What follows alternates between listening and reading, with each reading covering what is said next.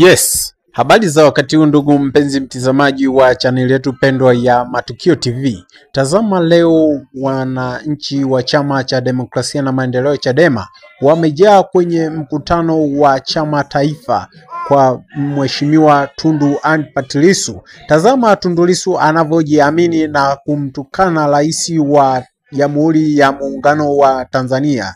Ewe mtazamaji wa chaneli hii yetu pendwa ya Matukio TV, ninakusi usikose kusubscribe chaneli hii ili usipitwe na taarifa mbalimbali zinazoendelea kujiri hapa nchini Tanzania.